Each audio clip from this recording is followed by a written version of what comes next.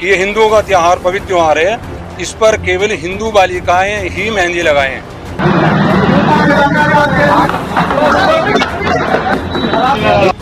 और जो भी मेहंदी लगा रहा है वो आधार कार्ड अपने साथ रखे।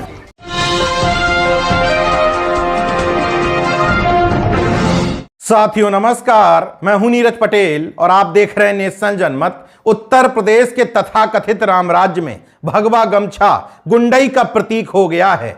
हिंदू, मुस्लिम, सिख, ईसाई आपस में सब भाई भाई महज नारों में सिमट करके रह गया है। नफरतवादी संगठनों को सरकार प्रायोजित गुंडई करने की खुली छूट मिली हुई है।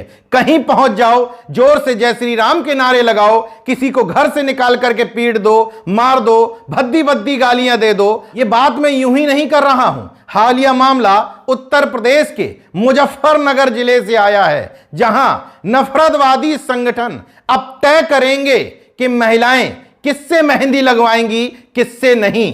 विश्व हिंदू परिषद बजरंग दल के नाम पर भगवा गमछा गले में डाले हुए जय श्री राम का नारा लगाते हुए तथा कथित हिंदुत्ववादी लोग मुजफ्फरनगर के एक बाजार में पहुंच गए और वहां मेहंदी लगा रहे लड़के लड़कियों के आई कार्ड चेक करने लगे। बोले आधार कार्ड दिखाइए। अगर मेहंदी लगाने वाला मुस्लिम लड़का या लड़की निकली तो उसको वहां से बेइज्जत करके भगा दिया। अब सबसे बड़ा सवाल, उत्तर प्रदेश के तथाकथित राम राज्य में पुलिस क्या कर रही थी? क्या भगवा गमछा डाल करके किसी को भी इस देश में गुंडई करने का, किसी का आधार कार्ड चेक करने का, आई कार्ड चेक करने का अधिकार प्राप्त हो गया है? अगर किसी दुकानदार ने इस गुंडई का विरोध किया तो उसके हाथ तोड़फोड़ शुरू हो गई, कुर्सियां उठा करके फेंकने लगे, खींच मिटाने लगे। अब यह सोचने की बात है, इन गुंडों को सरकार और प्रशासन से समर्थन हासिल नहीं होता तो जरा चेहरा देखिए ललित माहेश्वरी का, जो नेतृत्व कर रहा था इन लफंगों का। इसकी हिम्मत थी बिना सरकार के समर्थन के किसी को धमका करके चला जाए, लेकिन सरकार की मौन स्वीकृति है तो ये दुबला पतला सा ललित माहेश्वरी भी बाजार में सरेआम गुंडई कर रहा है। कह रहा है हिंदुओं का त्योहार है तो हिंदू लड़के और लड़कियां ही मेहंदी लगाएंगे। ये हिंदुओं का त्योहार, पवित्र त्योहार है, इस पर केवल हिंदू बालिकाएं ही मेहंदी लगाएं। और जो भी मेहंदी लगा रहा है वो आधार कार्ड अपने साथ रखे ताकि पहचान हो सके। कोई गलत व्यक्ति तो यहाँ नहीं बैठा है, सभी मुसलमान मिले हैं।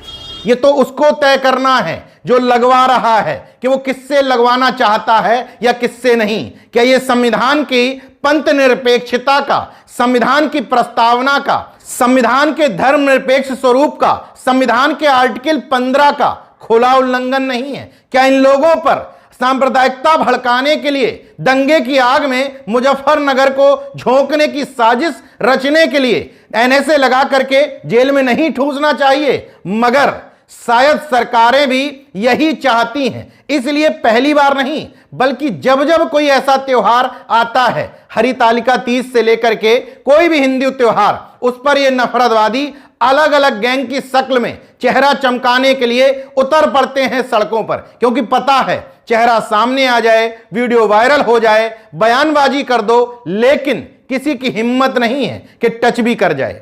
अब नेशनल जनमत का यूपी पुलिस और बीजेपी के अल्पसंख्यक सम्मेलनों में मुखौटों की तरह उपयोग होने वाले बीजेपी के मुस्लिम नेताओं और उत्तर प्रदेश के मुख्यमंत्री योगी आदित्यनाथ जी से सवाल, क्या इन गुंडों को खुली छूट दे करके आप प्रदेश का माहौल खराब नहीं करवा रहे हैं? क्या मुजफ्फरनगर, जहां पहले भी दंगे हो चुके हैं, इस तरह की परिस्थितियों से दंगे का माहौल बनवाने में सहयोग नहीं कर रहे हैं? अगर नहीं कर रहे तो इन लफंगों को जेल में क्यों नहीं ठूंसा जाता?